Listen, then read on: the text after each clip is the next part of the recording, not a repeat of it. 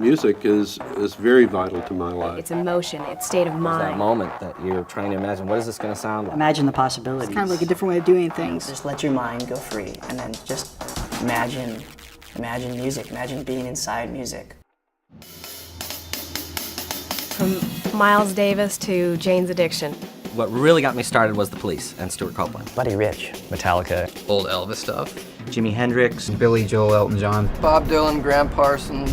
Zeppelin. Simon and Garfunkel. I kind of went through a punk phase. But Jeff Beck, for some reason, was the gateway into like more jazz fusion stuff too, more progressive guitar playing. Well, you know, I do listen to Johnny Cash. Johnny Cash. That Johnny Cash boom, boom, boom, boom. Primus and Rush. Guns N' Roses. The Beatles. Then I got into Alan Holdsworth, and then No Girls Like Me after that.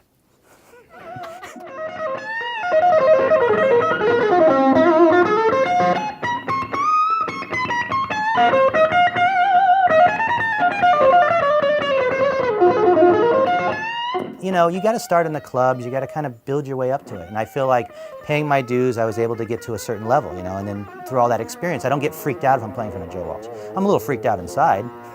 That was probably my biggest accomplishment ever, was being able to sit in a room with Joe Walsh and hang and write and feel like, you know, he didn't think I was inferior to him. And he's a cool guy. I mean, if you have a good idea, he'll listen, you know. And also the tour with him was amazing.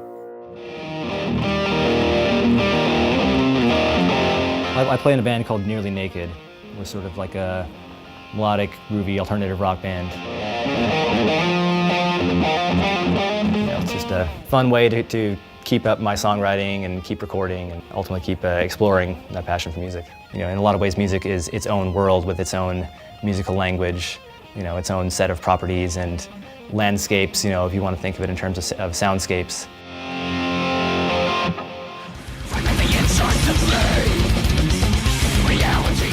It's interesting to see people's reactions that haven't really been exposed to stranger types of music or musics that really go outside the lines and go outside the box, and it's cool to see jaws drop. I mean, how often do you listen to something or any art medium and say, I don't know if I've ever felt that way after viewing this or listening to this, you know? And I think that's a main goal in my musical pursuit, for sure.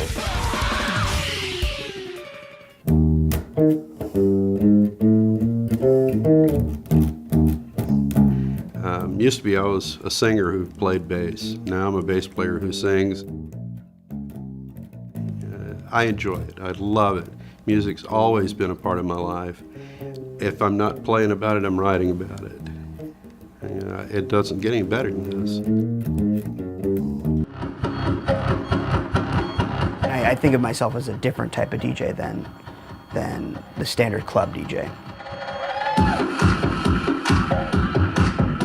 I saw all these DJs when I lived in Japan and when I lived in Portugal. I'd go to nightclubs and I'd see DJs, and I was just so enthralled by what they're doing. I had no idea what they're doing, but I know that they're commanding a crowd, and that's what I wanted to do.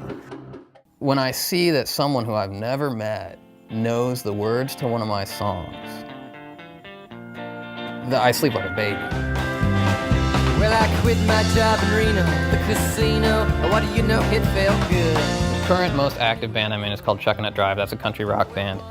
And that's been around in some form or another for over 10 years. I joined probably 2 years ago, and it's a lot of fun. I play more shows with Chuckin' It than any other band I'm currently involved with.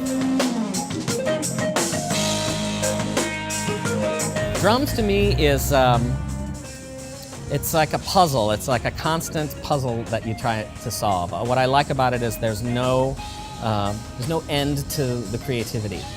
I think all my heroes and the approach that they've taken, which is the same approach I like to think of, is that our role there is to make everybody on stage play better than they've ever played. They're not distracted by a drummer back there. I got to play with Lee Ritenour, he was one of my heroes. Shaka Khan with Herbie Hancock, Marcus Miller, David Sanborn, and that was all what I wanted to do. My favorite is a guitar player. We play too much. Drummers are notorious for playing too much. The guitar player turns around and says, "What are you building a house back there?" When I heard that real simple drum and bass beat, I was like, what kind of beat is that? How do you play that?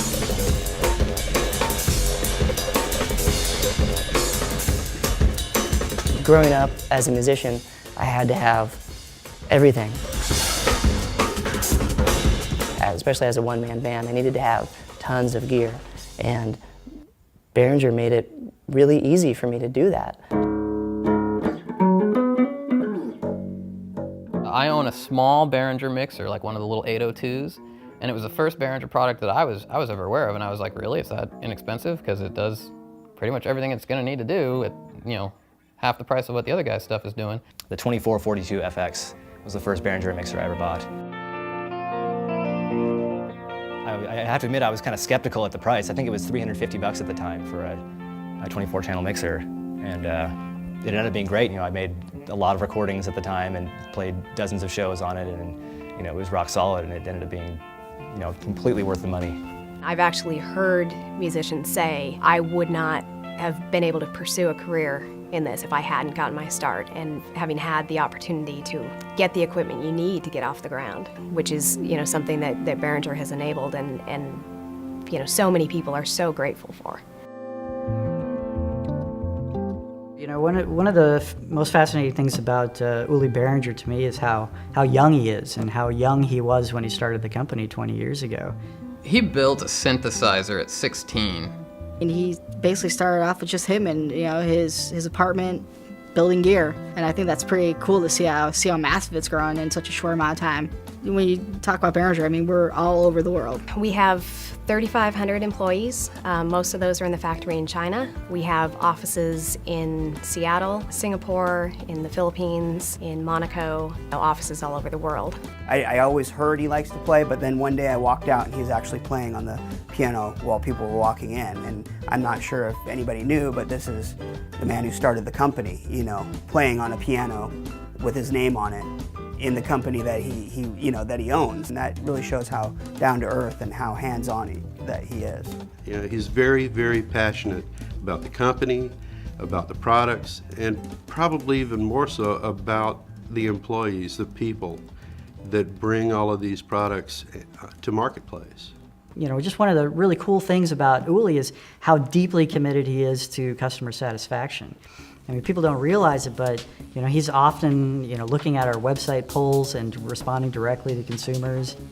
You know, we've got great high-res images of our products on the website. You can open up one of these images and you can really study all the inputs and outputs. You can have access to all our manuals in an easy-to-download format.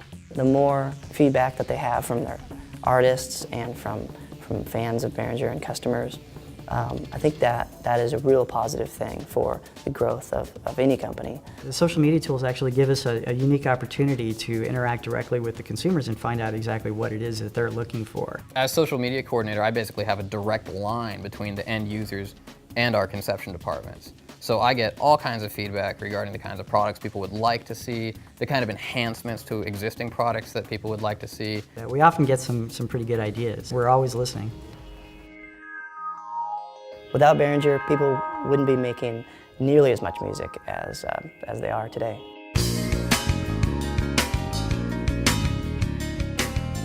And so Behringer has you know, done everyone a huge favor by making great products. If you don't have thousands and thousands of dollars, which most people don't, you know, you got to have another alternative, and I think Behringer provides that for sort of the average working musician.